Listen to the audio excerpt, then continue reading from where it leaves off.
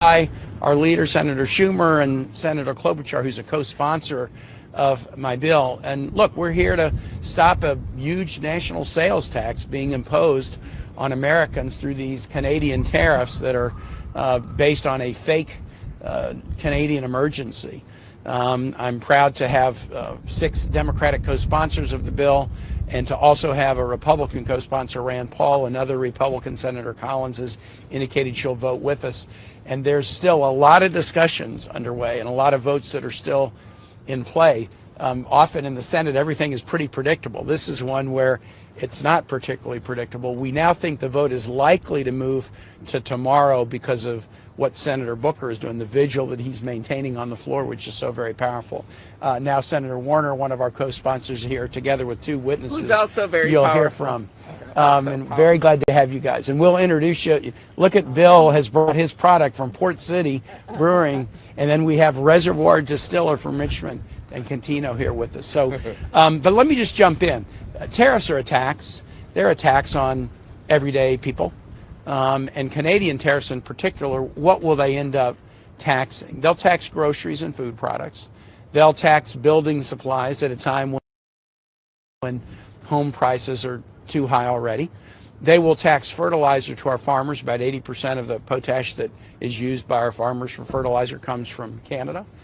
They will tax our national security industries. 35% of the aluminum and steel that go into the ships and subs that we build in this country come from Canada. We're already having a hard time producing ships and subs on time, on budget. This will make it worse.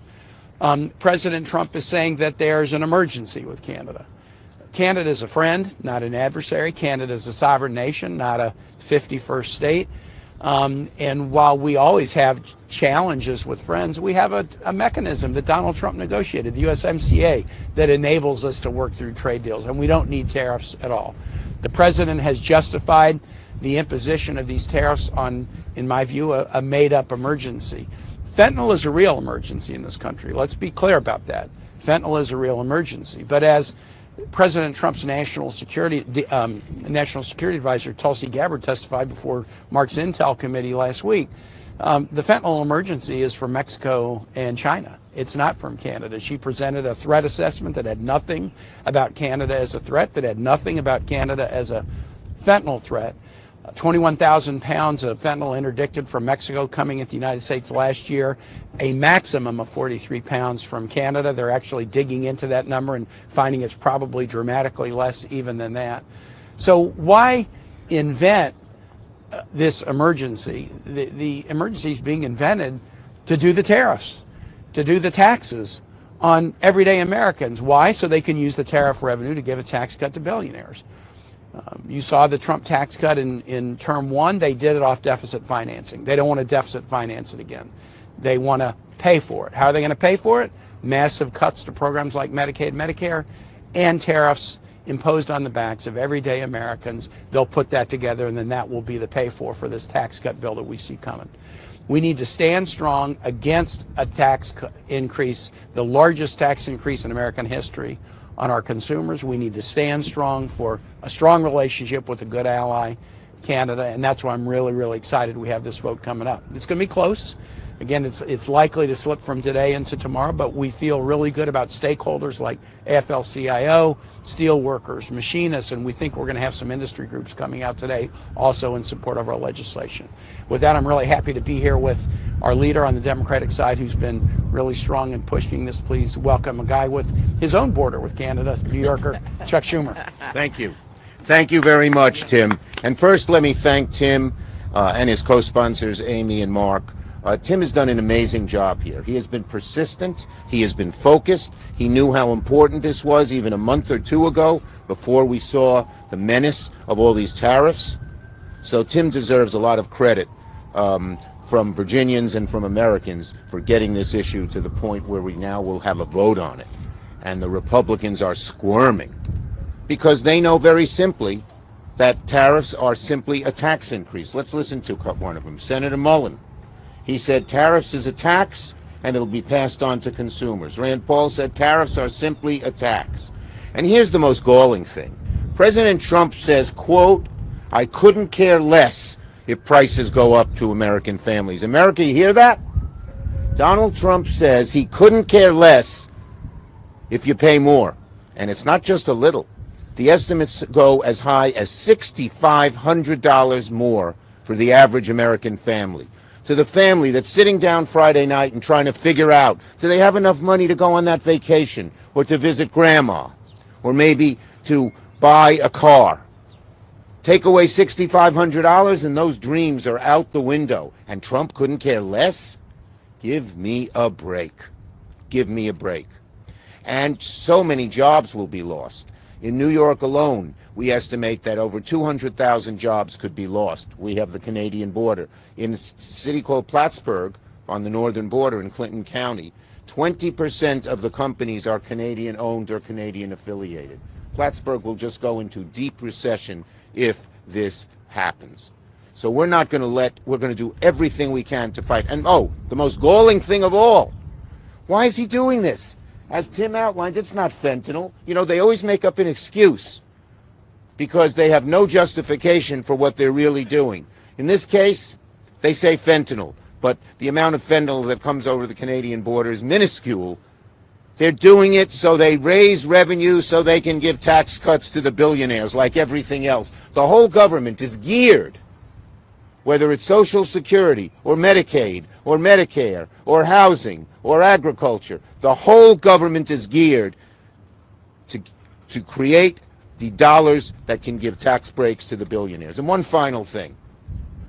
Yes, are there certain areas where tariffs might be needed? Yes, it should be pinpointed in specific areas. But typical of this administration, they use a blunderbuss instead of a scalpel. They use a hatchet instead of a scalpel. Chainsaw. They use a chainsaw instead of a scalpel. Thank you, Tim. And they just go after everything with huge destruction for the American people. You know, I've been a China hawk, and the kind of sort of imposing broad tariffs on China, which really has hurt us in trade every step of the way, makes sense. To do that to Canada, our friend, who our economies, our interrelated economies depend on each other, makes no sense whatsoever. But this administration makes no sense when it comes to tariffs. One final point. I've talked to New York business people. They hate uncertainty. Whether you're a small business person, a middle-sized business person, or a big business person. And the tariffs are so uncertain, so chaotic, such a mess, that business people are pulling back. So are consumers. They're saying, I don't know what's going to happen. I better not spend on that extra plant or training that extra worker. So this is just a nightmare for the American economy, a nightmare for the American worker, a nightmare for American businesses. We're going to fight it every step of the way. Thank you, Tim. And now my co-sponsor on this from Minnesota, another great border state, Amy Klobuchar. Thank you, Tim. This is a big moment, because this resolution really sets a line in the sand.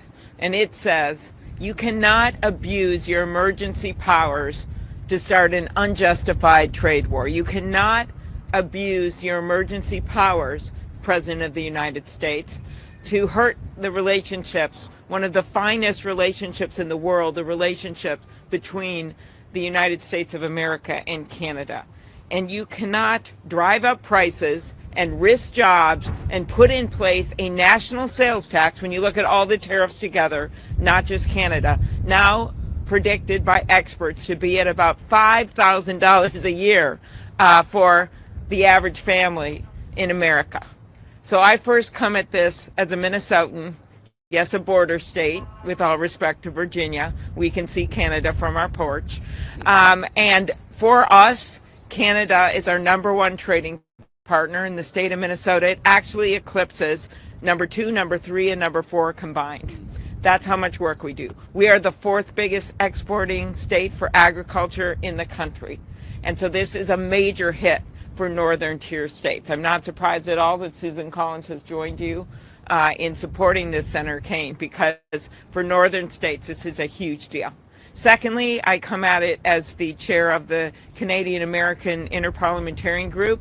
Go to Canada a lot. Remember well that it was Canada, the Canadian Embassy, that had the words draped on their banner, on front of their embassy, friend, ally, partner, the only one when times were tough for America, and the respect that other countries had for us. They have been our ally through times good and bad. They're the ones that when 9/11 happened, when our trade center went down, it was Canada that was the first country showing up at our side, being there, volunteering, helping out. This is a long-standing friendship and an incredible trade relationship.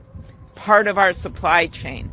As we looked at how we picked up after the pandemic, that was such an important part of picking up our industry again, and how disruptive this will be. Third thing is, as ranking member on the Agriculture Committee, I see what this will do to us, how it adds to the cost of planting an acre of corn, an acre of soybeans, because as Tim mentioned, the fertilizer issues, all of the trade and supply chains we have back and forth. I was a strong supporter and am a strong supporter of the USMCA.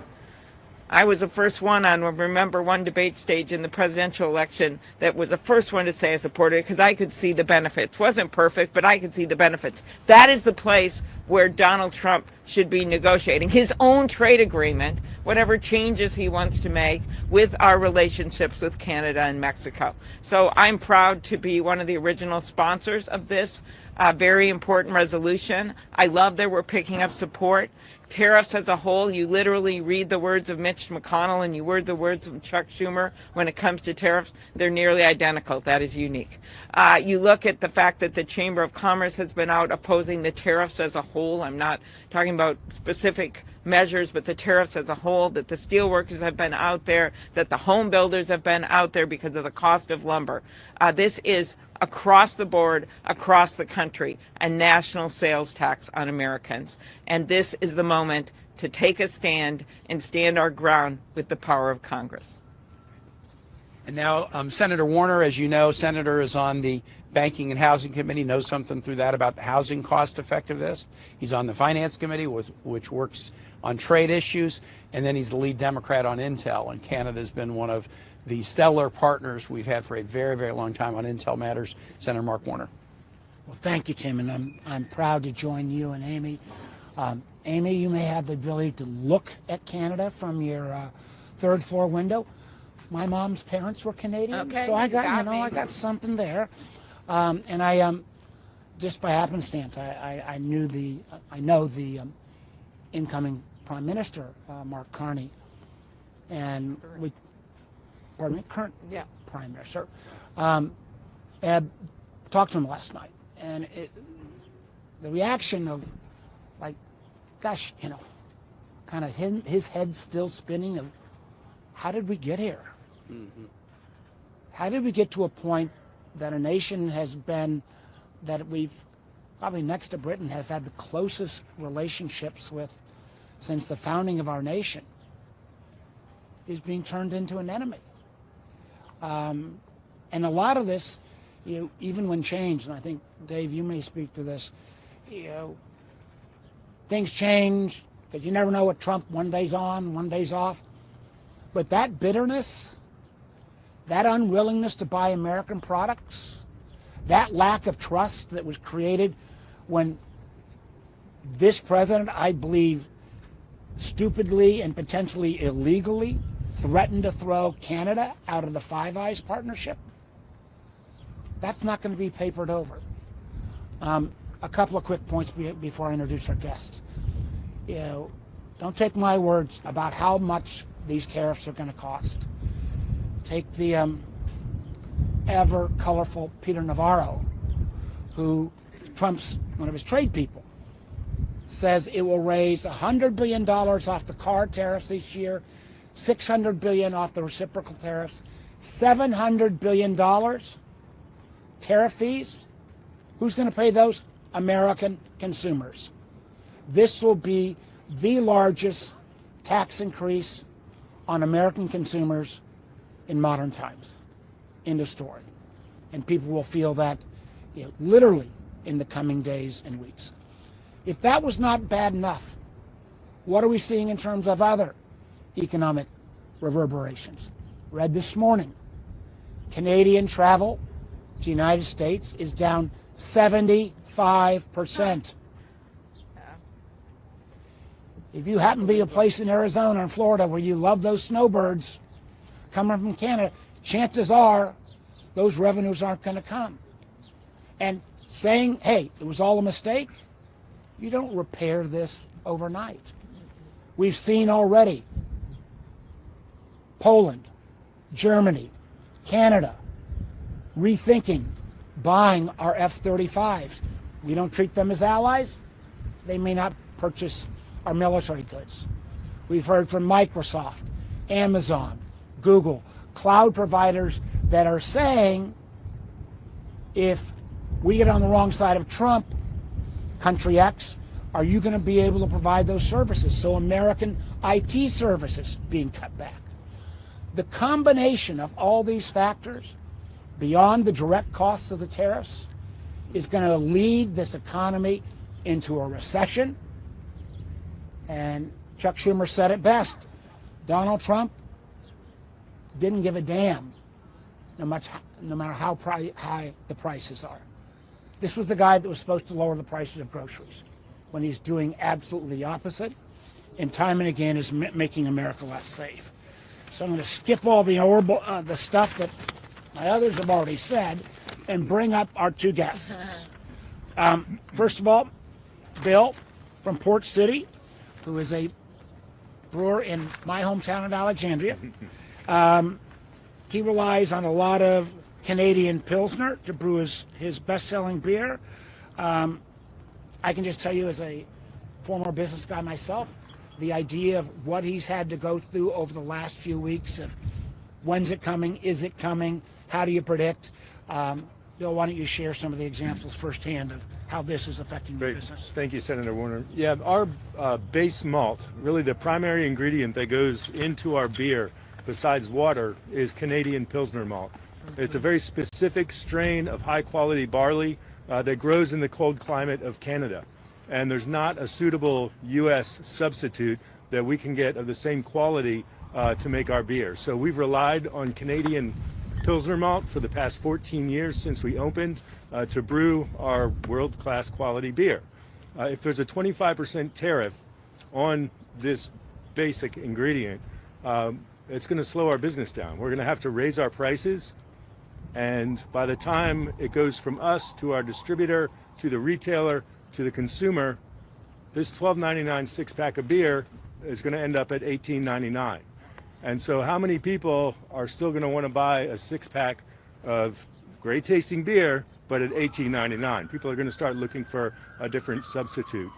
Senator Warner mentioned the chaos that's being injected into the supply chain, and this is a direct effect of that. It's impossible for us to plan our business when we don't know what's going to happen, or when or if or how the tariffs are going to be implemented. So as a result, unfortunately, I had to lay off 2 of our key employees yesterday. That's 10% of our full-time workforce, just because of the uncertainty and the inability for us to be able to plan our production and our sales. So that's some of the real damage that we fear we're going to see with these tariffs on our Canadian, our base ingredient, the Pilsner malt. Thank you. And you know, those of you who are part of the resist, we could show a great shine of resistance if we all show up at Port City tomorrow afternoon and start drinking beer, maybe about 1 o'clock, right? So we could roll into the Votorama with a few beers under our belts. But you know, Dave Coutinho is the CEO of Reservoir Distillery in Richmond. He spent 20 years in this business. He has whiskeys that he sells all over the world. I want him to talk about, we have seen some of the effects already. I think it's in Alberta. Yep. The Canadian liquor stores are coming in and basically taking all of the American liquor off their shelves. I wonder, is it going to get put back when Trump says, oops, we screwed up? This could have huge long-term ramifications. Dave, talk about what's going on. Thank you, Senator Warner, and thank you, senators, for having me today and giving a voice to small business. You know, I'm one of many. We make up, I believe, about 50% of private payrolls in the country. And, you know, what I want to talk to you about is how we are already directly affected by this Canadian rhetoric and tariffs as well. We have a business that we're building in Western Canada, and I was actually in Western Canada selling out inventory on a market visit and came back on January 20th. And within a week, everything changed. By the beginning of March, I had a message from my distributor in Alberta, and the real message was, one, that Alberta had pulled all of our product off the shelves, but also more importantly, the Canadian consumer, furious, frustrated, not understanding why, may not be coming back. And that is something that very much is almost, people might think, secondary to what's going on to the tariffs, because tariffs can be lifted, but a consumer not coming back is even worse. Right. Okay? So we're on a timeline here. And, you know, timelines are like rubber bands where you can stretch them out. And sometimes if you do that, you remove a tariff and it comes back, okay. But we're also at a point now where we're very fastly approaching a critical point where that rubber band is going to break and that consumer won't come back. Yeah. And that is the worst possible scenario. So what really needs to happen is action. I'm extraordinarily appreciative that all the senators are actually getting behind this bill and working and standing up to actually say and do something. That's what we've been missing to date, and I'm glad that they're getting this done. Thank you. Okay. Let me Tim just say, took the lead, so let's. Yeah. This is a guy. He is All the right. senior senator, but he. I am the junior senator. I'm such a young man. One other point. We have a third witness who is going to be here today. Something came up. Philip Glaze from Winchester, who runs apple orchards. And a lot of their apples get sold in Canada, exported to Canada. And what we see is, since there's never been a one-sided trade war in world history, as soon as the U.S. takes steps, the Canadians put on retaliatory tariffs. And who they tend to go after is ag and forestry. So he was going to talk about the declining market for American apples in Canada as a result. Everywhere you go, we all have the stories. I have a little bakery, Mom's Apple Pie, in Northern Virginia. They have 3 locations. April, the owner, said, "You got to do something about these tariffs." I said, "April, you just have a small bakery with 3 places. I mean, how do the tariffs affect you?" She goes, "Pie tins, aluminum pie tins, they all come from Canada. You raise the price of a pie tin by 25%. Nobody has to buy an apple pie." So a whole lot of people quit buying apple pie. This affects, as Dave said, the smallest businesses get really, really hit by this, and they have sometimes the least ability to deal with the excess prices compared to some of the larger businesses. But with that, we're glad to open it up. Take questions, please. Yeah, Senator King, even if this resolution does pass, it doesn't do anything to actually overturn the tariffs. So is this meant to just send a message to the White House? No, it actually, I mean, it has to go to the House. So if it passes in the Senate, and we hope with some bipartisan support, then we got to work on the House. Then it would go to the White House, and the president could veto it. But it actually turns off the emergency that is the basis for the 10 and 25% tariffs. There are other kinds of tariffs that can be imposed, but this one would turn off the Canadian emergency, and the 10 and 25% tariffs would go away. We obviously have got step 1 in the Senate, then in the House, on to the White House. But we think that the economic chaos that's being caused, and markets being roiled, and consumer confidence dropping, and some predicting recession, together with a bipartisan vote, might convince the White House, hey, look, there's a better way to treat American citizens and customers. Please.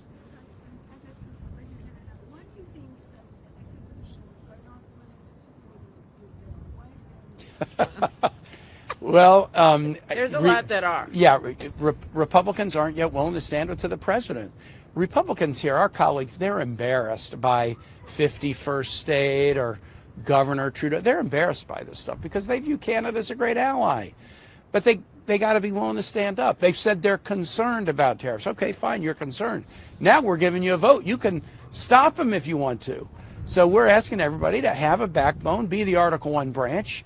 Trade is supposed to be an Article 1 responsibility, not an executive responsibility. So stand up for your constituents and say no tax increase on them. Senator Klobuchar, Senator, do these tariffs put us in violation of USMCA? What is the impact next year when we have to renegotiate the treaty? Well, and if I could, do you see any positive side to this if the worst trade offenders do lower their tariffs? Okay, so first of all, I've always been okay with targeted tariffs, and there have been some smart targeted tariffs over history when someone is misbehaving and you want to use them. That's not what this is. This is across the board, exorbitant 25%. You heard what that adds to their supply chains. And then it is also beyond even Canada with countries. And of course, it violates all kinds of things. Donald Trump doesn't seem to care if he violates things. And the point that we're making up here is our colleagues over in the Senate should not be subjects to a king, okay? We are an independent, co-equal branch of government that's got to speak out. And I have not heard an issue like this. Of all the things that have been going on and the chaos up, the corruption up, the costs up, as these tariffs that our Republican colleagues behind closed doors are telling us, keep going, keep going, keep doing this. Go away, go do this, because this is just decimating our businesses in our state. So this is the moment they can stand up. In general, if only 4 of them stood up on so many of these things, including the tax cuts for the billionaires or whatever else they're doing, that would be it. 4 of them, just 4 of them need to stand up like Senator Booker is doing right now on that Senate floor. Senator Grassley told us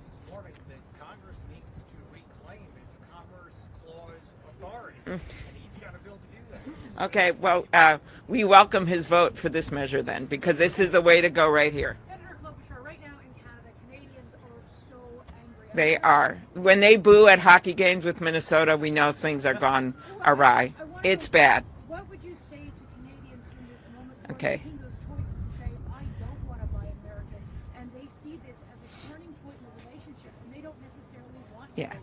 So we want them back. They have so many friends here that care about Canada deeply, that see them as our best ally in the world. We share this biggest border. We have had this relationships that's helped with security, and it's helped with everything from our trade and our economies and making our countries so much stronger together. So we want them back. These businesses need them back. And so many people do not agree with what Donald Trump is doing right now. So we ask them to support us in what we're doing here, to stand with us. And then once we have a victory, whether it is with this measure or whether it's in the future, that they come back strong. And I'm going to be there at the hockey games, and I will note the women's hockey game, the new league we've started with 3 teams in the U.S., including Minnesota. I want to be there standing with them cheering. And I don't blame them for being angry. They have every right to be angry. They shouldn't be treated like this. And I think, let me just add on that. I think it's incumbent, I've not had a chance because you were talking with some of the Canadian officials yesterday. I think a big bipartisan group of us in the Senate need to stand up and say we view Canada as a strong ally, as a friend, as a country that is totally interconnected with our economy, and make clear that this is the action of one guy with not even the majority of his own party, at least on the Canada issue. But I also think we need to make clear that we're going to require our national security apparatus to be more careful. The idea that we would throw Canada out of the Five Eyes, or the idea last week where they put classified information on an unsecure commercial channel that could have cost lives. I know we are hearing from our allies, including Canadians, are going to say, do I want to share intelligence with this gang that can't shoot straight in terms of keeping